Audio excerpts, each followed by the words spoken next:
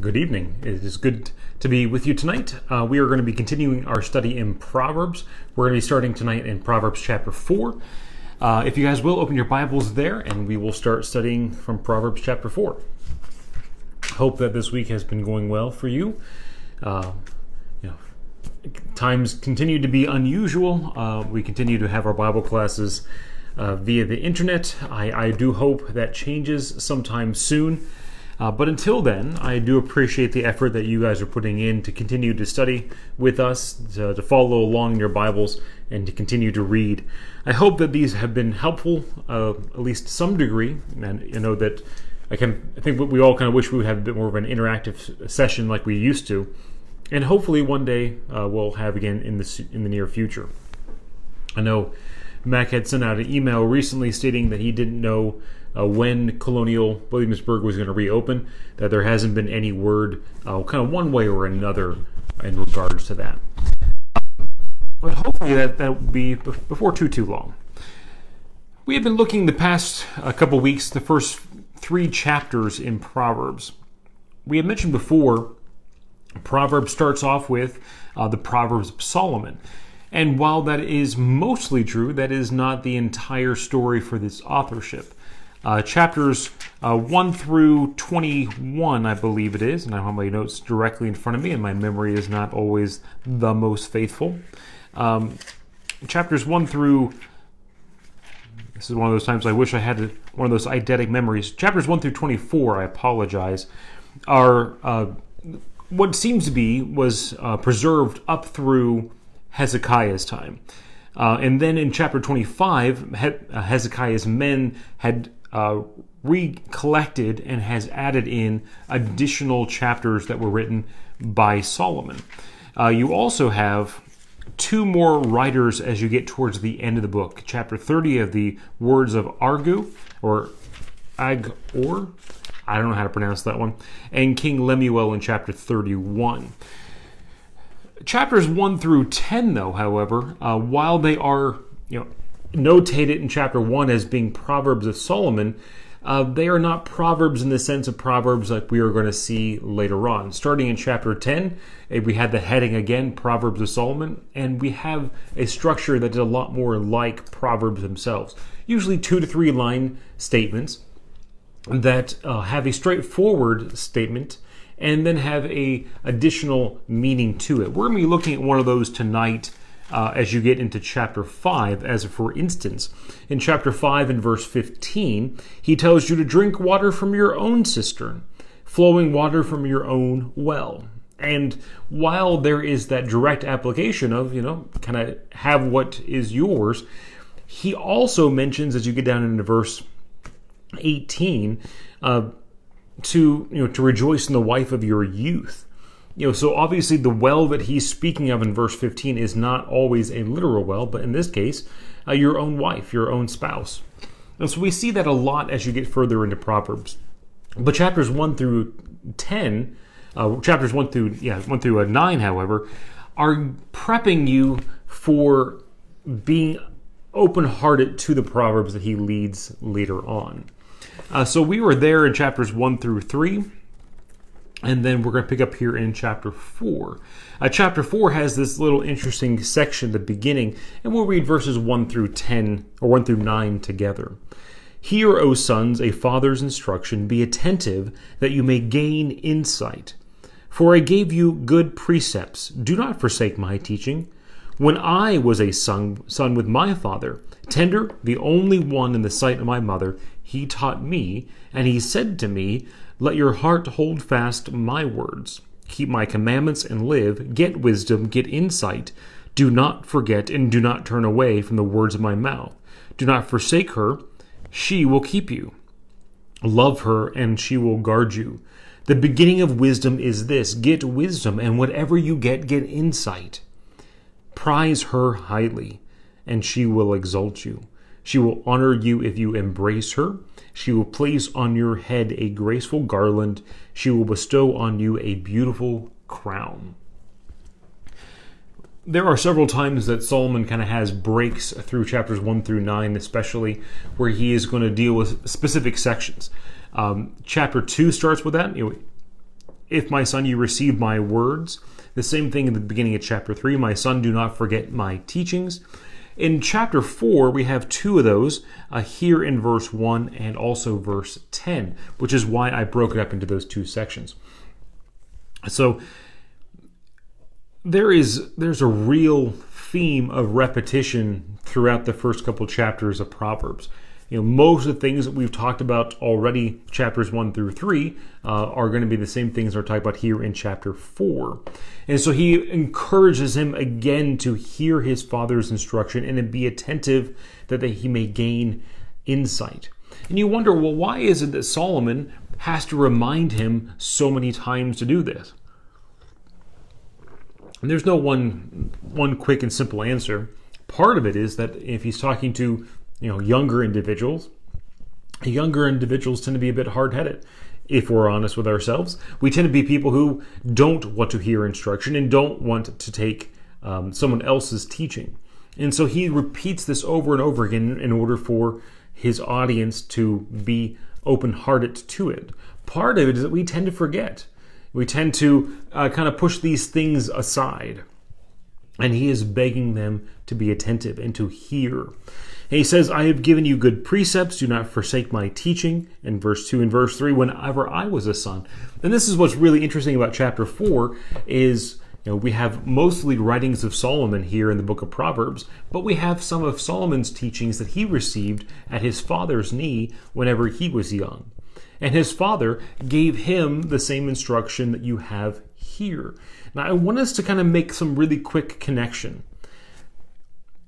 Notice what David says in verse 4. Let your heart hold fast to my words, keep my commandments, and live.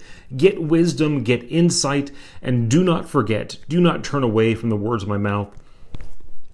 And then he says in verse 7, the beginning of wisdom is this, to get wisdom, and whatever you get insight.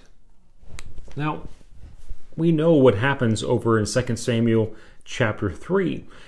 David has died. And at the chapter 3, Solomon is taking over the kingdom. And God asked Solomon what would he have God do for him. And I want us to really consider Solomon's response in conjunction with David's teachings here in chapter 4. Solomon's response is, I am but a child, I do not know how to go out or how to come in, and he wants wisdom and insight. David has instructed Solomon as a young child, or as a child, or younger than he was before, obviously David passed away, to be someone who sought after wisdom, and to look for it in the right places, to get wisdom, get insight, do not forget, do not turn away, do not forsake in verse 6. In verse 7, to get wisdom. This is the beginning of wisdom, is to get wisdom, and whatever you get insight. And prize her highly. That is hugely impactful in history. One man who taught his son to get wisdom and insight. And whenever God had requested that Solomon asked what he wanted, didn't mean that necessarily God was going to give it, but he asked for the right thing. And what we have as a result of that is the book of Proverbs, the book of Ecclesiastes, we have the book of Song of Solomon, all of that because one son heard his father's instruction to get wisdom and to get insight, and he took it seriously. So as we go through this repetition, recognize what Solomon is saying here in these verses. While David gave him some instruction and gave him some insight, the thing that he really instructed him in is to get insight and wisdom from God. And so when he had the opportunity to ask God for something, he asked him for wisdom and insight in the same way that David had instructed him to do. And so David seems to do the same thing that Solomon does here in this book, where he personifies wisdom. Do not forsake her. She will keep you. Love her and she will guard you. And there's going to be this connection as we go between chapter 4 and chapter 5. And then as we get into chapter 7, where there is an amalgam in chapter 5 and chapter 7 of the adulterous woman, as opposed to everybody who would be fitting into that paradigm.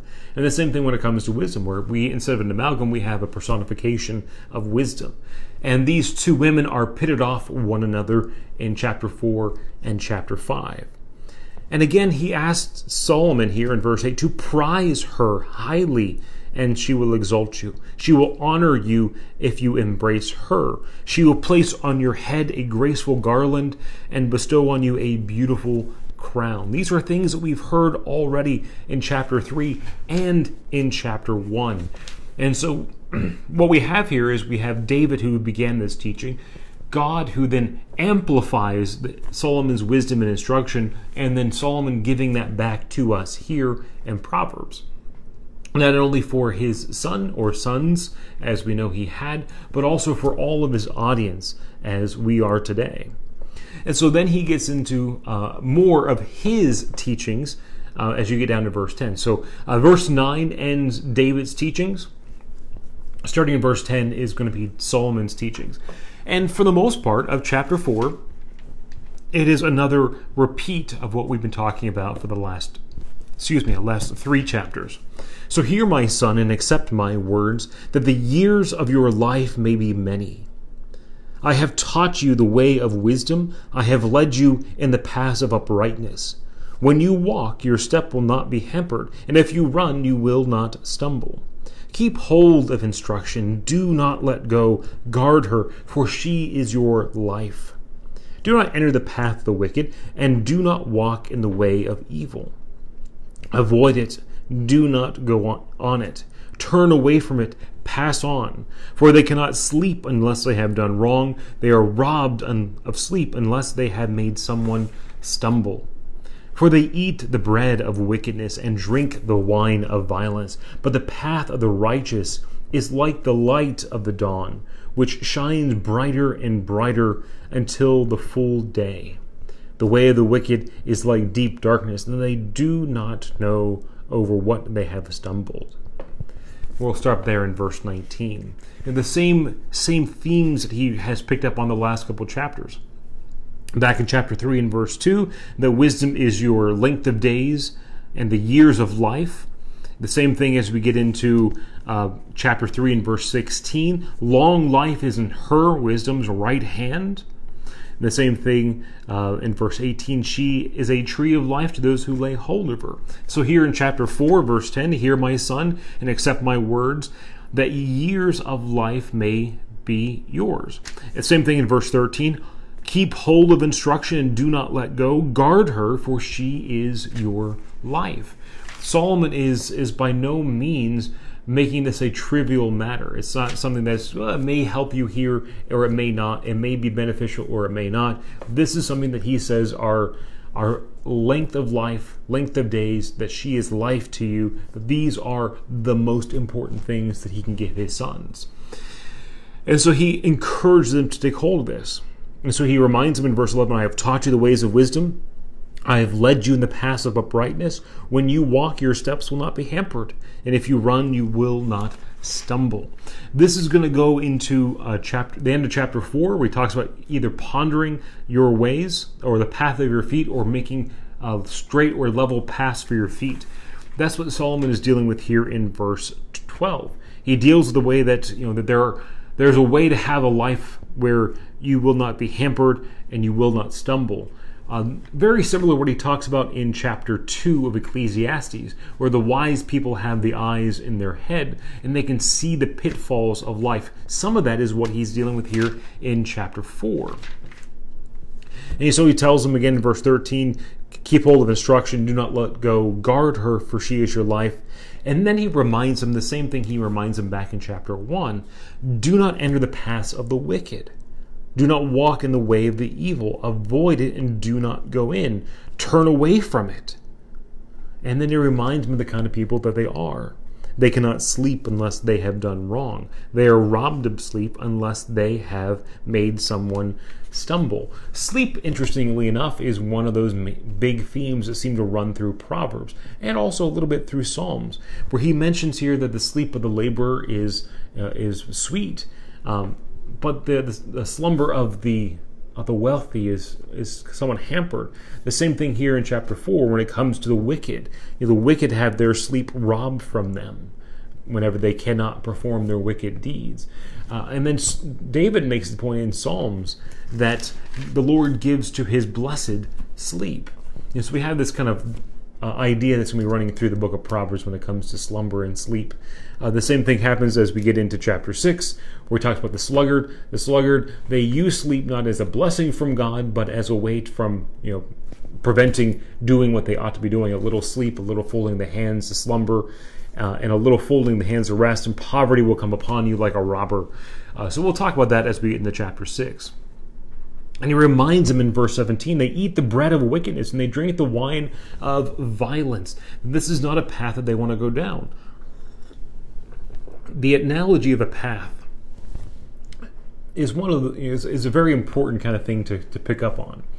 Whenever you step on a path, you do not always know where it's going to end. And it may take you places that you are unwilling to go. And that's kind of what he's dealing with here in chapter 4. When you step on the path of the wicked, it may seem like a relatively innocuous thing. It may seem like it's not going to take you too far from home or too far from the person that you currently are. But he reminds you of where the wicked are further down the path, and that's the same place it's going to lead you. When you get to chapter 5 in a few moments, we'll talk about the adulterous woman, the same thing, where he talks about not following into her path, not going down the way of her door. Turn away from there. Do not follow her steps. Her steps lead to Sheol. Those things are also important to consider. Where is this path leading you? And he makes a point, when it comes to sin, when it comes to wickedness, it's going to lead you further than you expect. It's going to take you further away than you understand. Whenever you begin that path, you don't think it's going to hold you as long as it does, but he's going to talk about that as we get to chapter 5 specifically. So he makes the comparison contrast here in verse 18 and verse 19 between the path of righteousness and the way of the wicked, that the path of righteousness is like the dawning of it's light of dawn, which shines brighter and brighter until full noonday. Daniel speaks of this in Daniel chapter 12.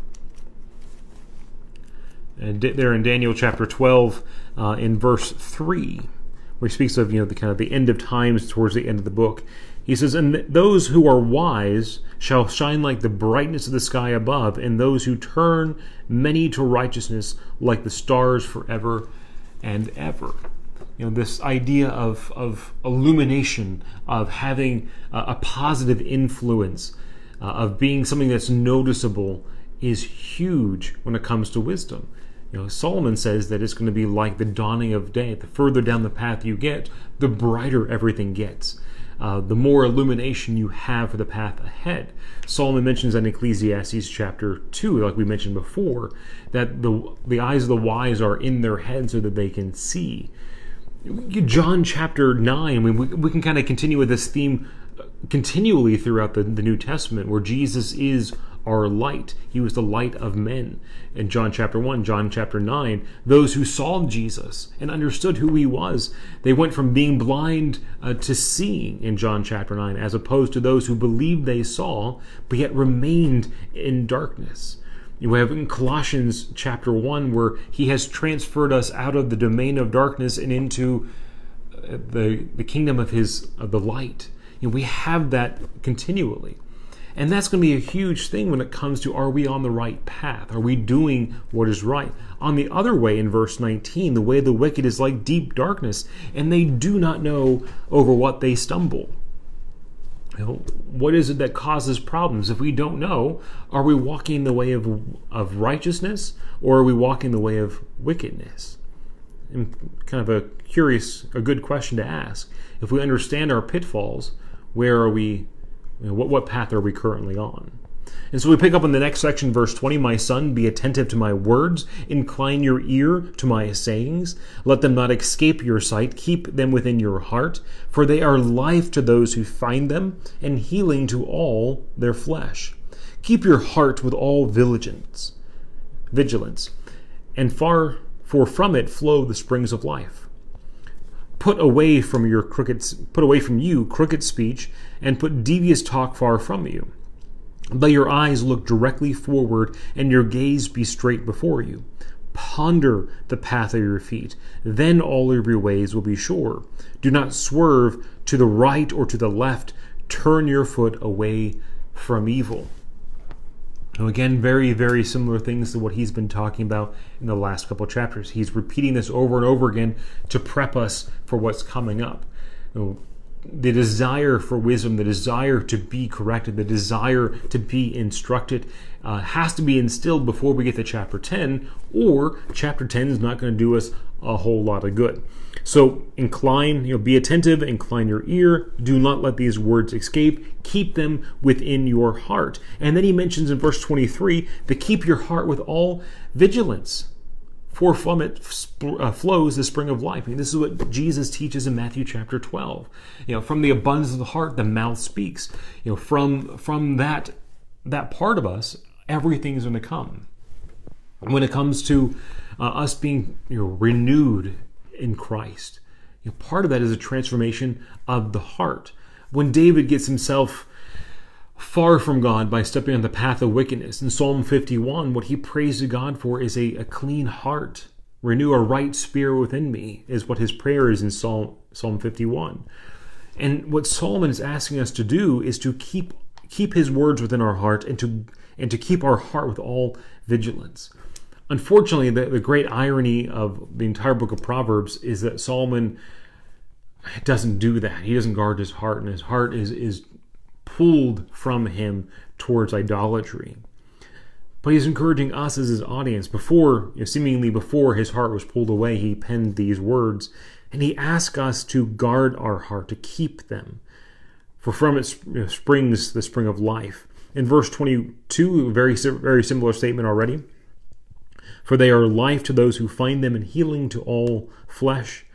And then he tells us some very specific things to consider when it comes to the ways of wisdom and the ways of righteousness. To put away from us crooked speech, and to put away devious talk far from you.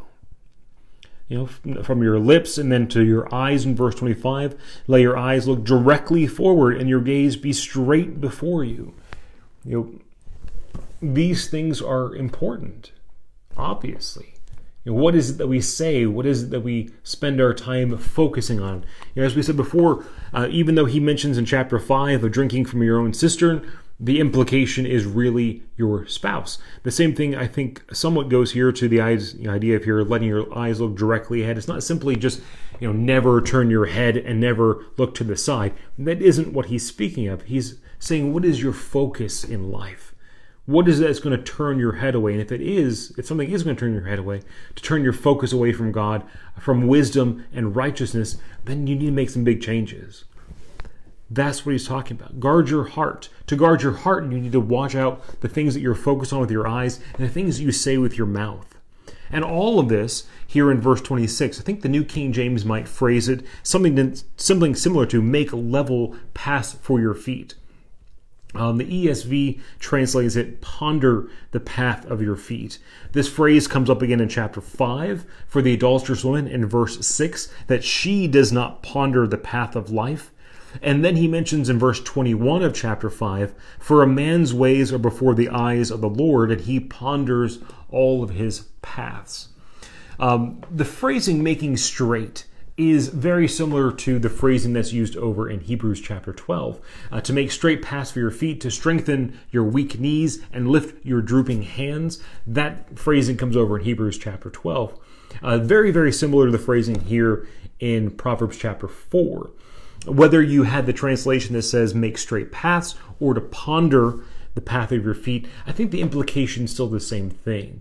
It's the same thing that we look at in Ephesians chapter 5, where he tells us to walk circumspectly or to guard your steps. The idea of understanding where you are. How do you know you're on the right path unless you examine where your feet are standing? And I think that's what he's encouraging us to do here in Proverbs, is to consider which path you're on, to ponder the path of your feet. He's mentioned the path already of righteousness. He's mentioned the path of wickedness. And he's asking you to consider which one you're on. or if you're on the wrong one, to make those paths level so that you are on the path of righteousness or the path of wisdom. And he says here, ponder the path of your feet, then all of your ways will be sure. Do not swerve to the right or to the left, and turn your feet away from evil. Psalms 1. Psalms 1, however you like to phrase that, you have the very, very similar instruction at the very beginning of Psalm, where he says, blessed is the man who walks not in the counsel of the wicked, nor stands in the way of sinners, nor sits in the seat of scoffers, but his delight is in the law of the Lord, and on his law he meditates day and night. Where the psalmist here in Psalm 1 gives that negative progression of someone who walks in the counsel and then he stops and stands, and then someone who sits.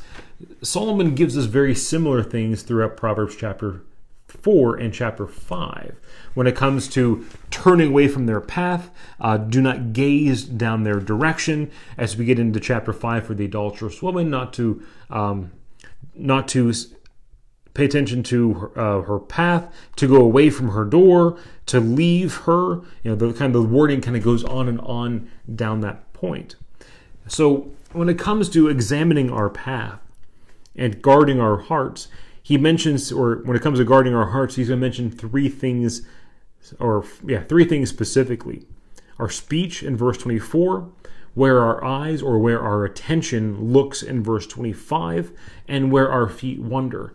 And while our speech, I think, is rather straightforward, be careful not only what you say, but the things that you ponder in your mind, the things that you store in your mind.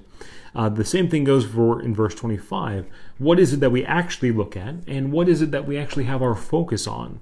When it comes to verse 26, he doesn't just only literally mean watch where you go, which is a very good thing to do. There are some places we probably shouldn't be. And if we are going to those places, it's probably a pretty good indication that things need to change. But he's also speaking there in the kind of the metaphor sense of where are you walking? What are you doing with your life? What do you ponder the path of your feet? And if you're on the right path, don't swerve to the left or to the right, and make sure you always turn away from evil.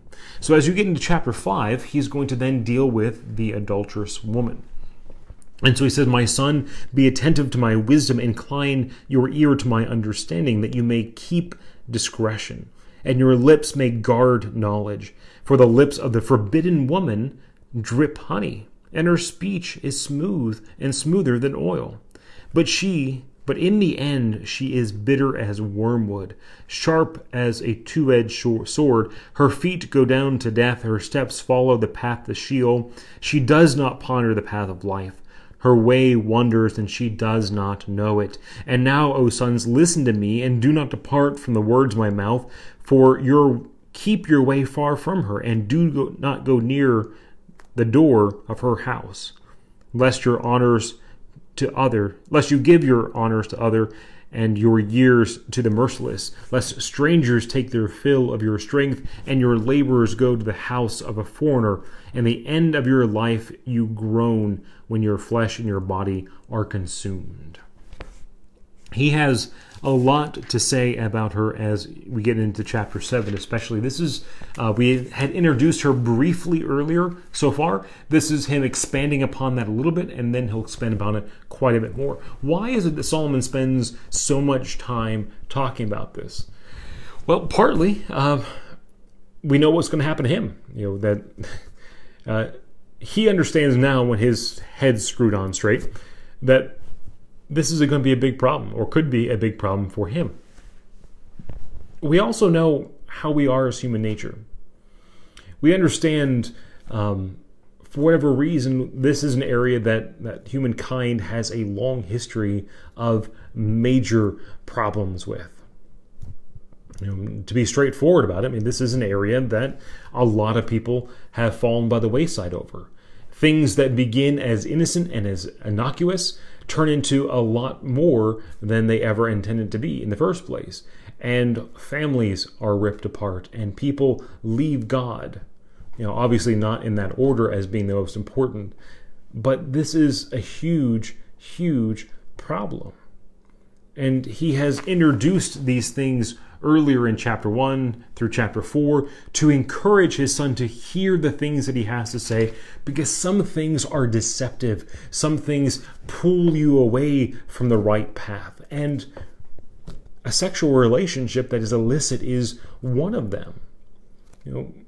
There's a million and one reasons why people get into these things. And he doesn't necessarily deal with all of the reasons behind it. He just says, don't do it, and here's how to avoid it. He mentions that there are some luring factors. In verse 3, that the lips of a forbidden woman drip with honey, and her speech is smooth or smoother than oil.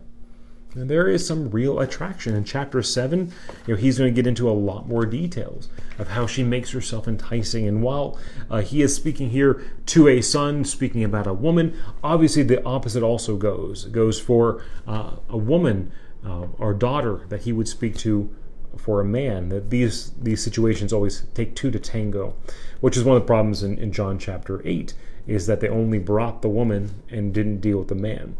And so here, obviously, these things go both directions. If it's an adulterous woman, there's also going to be a man who's involved.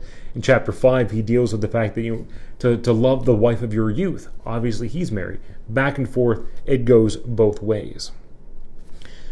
And while there is this temptation in verse 3, understanding that there's also a consequence. The consequence is that in the end, she is bitter as wormwood and sharp as a two-edged sword.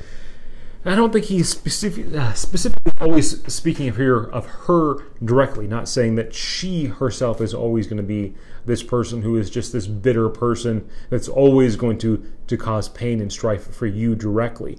But looking down the road, as we will in verses 11 and following, that the end of her path, which is what he's talking about, is going to be bitter, which is the point that he makes here in verse 8. Keep away from far from her. Do not go near her door. Do not wander down her path. She does not ponder the path of life in verse 6. Her ways wander, and she does not know it. And that her steps follow the path to Sheol. And this is his point, that her path is going to lead you somewhere where you don't want to go. You get into it because there's something alluring and something enticing, either the initial relationship or just the physical component, whatever it may be, or a combination of both the relationship and the physical component that go together, that this is something that's super enticing you enough to consider putting everything in jeopardy. But as alluring and as enticing that is, understand where it's going to lead. He says here in verse 9 that you end up giving your honor to others. While there is not as much of a stigma today as it has been in the past for people who do this, there is still a stigma that hangs over them to some degree, whether it be if you're in the church and you go down this path, that tends to leave a bit of a stigma with you. If you don't repent, especially if you don't repent, the stigma that stands with the family and all of the heartache that goes along with that. He says that your years will be merciless, lest strangers take their fill of your strength and your laborers go to the house of a foreigner. And the end of your life, you groan when your flesh and your body are consumed, and you say, how I hated discipline, and my heart despised reproof. I did not listen to the voice of my teachers, nor did I incline my ear to my instructors. I am on the brink of utter ruin in the assembly of the congregation. This is the same cry that wisdom cries in chapter 1 and verse 22, that the wisdom cries aloud in the streets, seeking someone to come to her, and she complains in verse 22. Might as well just go ahead and back and read that. He said, how long, you simple ones, will you love being simple? How long, scoffers, will you delight in scoffing? And how long will the fools hate knowledge? And then in verse 28 and following, then they will call upon me, but I will not answer. They will seek me diligently, but will not find me. because they hated knowledge and did not choose the fear of the Lord. They will have none of my counsel, and they despise all my reproof. Therefore they shall eat the fruit of their ways, and have their fill of their own devices. Solomon is saying there's going to be a point in time where you come to yourself, in the sense of the prodigal son, where the prodigal son is eating out of the food slops of the pigs, and he comes to himself, and he realizes that his father's servants are living better than he is. There's a point in time, I think, where people begin to come to themselves. I don't know when that is for all individuals. For some of them, it may be, as he says here, at the end of your life in verse 11. It may be that this happens when you're young or when you're middle-aged. You kind of wreck your whole life and you start over again. But at the end of your life, he says, when you realize that your body is being consumed and your flesh is wasting away, and you're groaning in those pangs, he says that there's going to be this reckoning, that you may have this understanding of what you've done. And he says in verse 15, the solution to that is drink water from your own cistern, flowing water from your own well. Should your spring be scattered abroad in streams of water in the street? Let them be for yourself alone and not for strangers with you. Let your fountain be blessed. And then he gets to the heart of it, what all this metaphor is talking about. Rejoice in the wife of your youth, a lovely deer and a graceful doe. Let her fill you at all times with delight. Be intoxicated always with her love. Why should you be intoxicated, my son, with a foreign woman or forbidden woman, and embrace the bosom of an adulteress?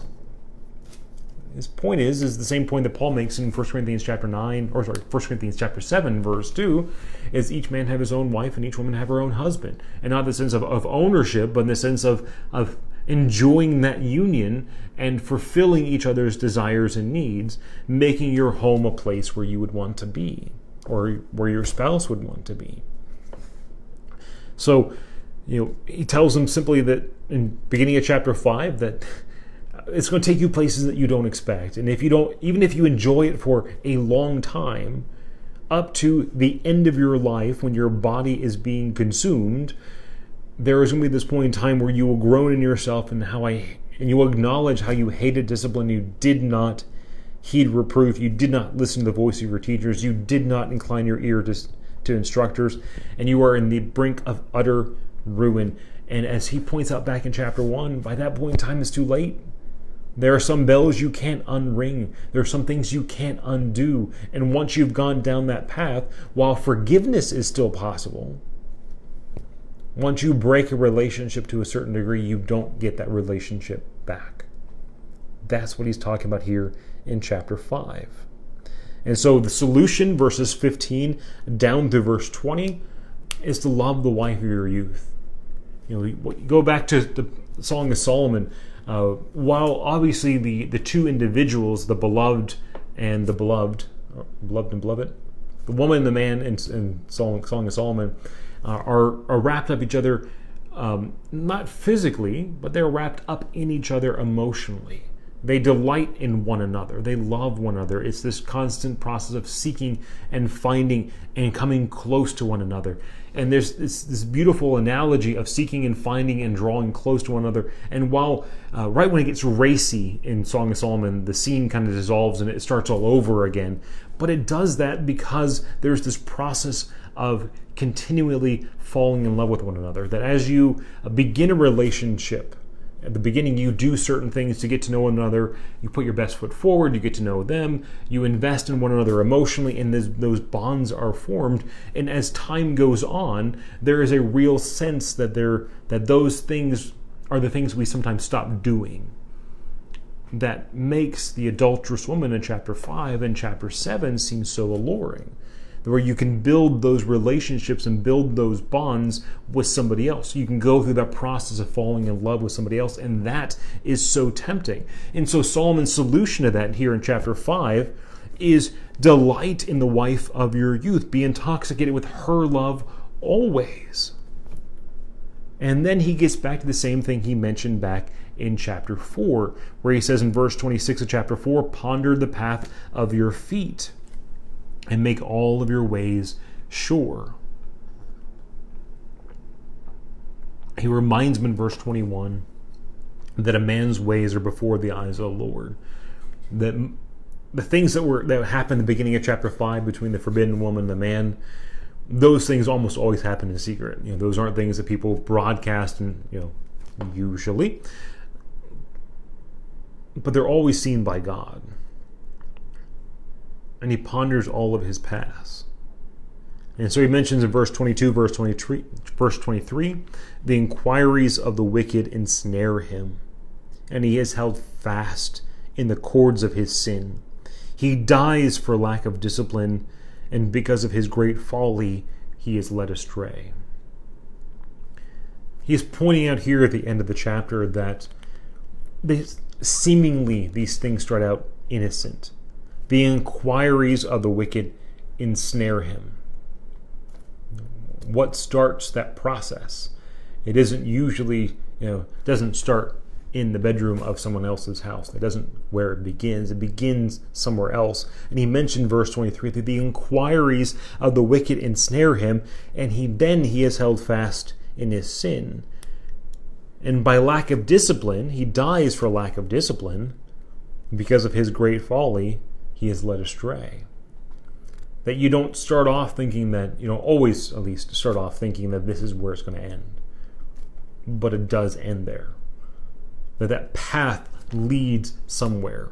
And it's going to lead further than you think, and it's going to ruin a lot of things. And so he's going to hit this point home hugely here in chapter 5. And then he's going to make sure you really don't miss it in chapter 7. But I think that's going to be our time for tonight. We are going to try to pick up there in chapter 6 and chapter 7 next week. Chapter 6 is a variety of practical warnings, verses 1 through 19. And then as you get into the end of chapter 6 and chapter 7, he gets back into adultery, rather. It's interesting, just as a side note, we don't rage at God for all of his other commands. But when it comes to sexual deviation, we do. I don't have all the answers for why that is. You don't hear a lot of people talking about how it's so wrong that we are unable to steal whatever we want from our neighbors. And very rarely do you ever hear someone rage against why is it that I'm not allowed to murder everybody that I want? Why isn't that I can't just go around and eat human flesh from anybody that I kill? Those aren't normal things that we rage against. But when it comes to sexual deviation against God's rules, we do all the time. We are called bigots for being individuals who hold fast to what God's established with Adam and Eve. We are called prudes. People rail against the fact that we should be able to find love with whomever we want, whenever we want. I find that interesting that we rage so much against that one area, that we desperately long to feel love and affection. And yet, it's still an unbending truth of God. And Solomon, as he gives out his wisdom here in the book of Proverbs, as he gives his instructions for how to have skill in living godly, he has so much to say about controlling ourselves in that sexual manner so that we can stay on the right path. So ponder that a little bit as we go into chapter 6 and chapter 7 next week. Thank you so much for joining us. I hope that you guys have a wonderful night, and Lord willing, we'll get to see at least some of you guys on Sunday. Have a